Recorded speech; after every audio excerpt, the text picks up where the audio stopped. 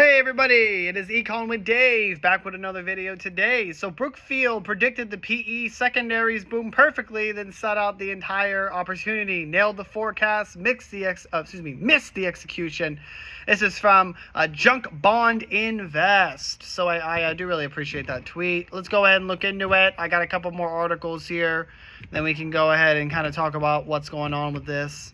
And we can kind of learn something, whenever you're dealing with big dogs, because, in terms of Wall Street, we are peons. We're nothing. We are the 5, the 10, the 100 shares out of the millions that are traded every day in some assets. When we see big dogs like this show up to the game, I like to really pay attention to what they do, what they have to say, and what moves they make.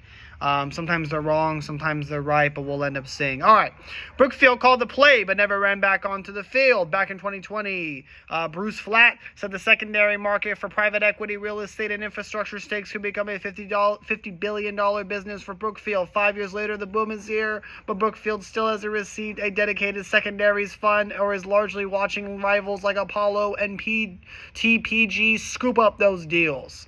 So what Brookfield actually did. So here's the timeline. All right, 2023, they bought Deutsche Bank's DWS 7-person PE secondary team and its $550 million fund and gave Brookfield an entry platform with no scale. However, in 2023 to 2025, they talked about launching a standalone fund and quietly shelved the idea, and no one has raised a plan on how they look to raise capital or put it together in the domain today. So Brookfield essentially remains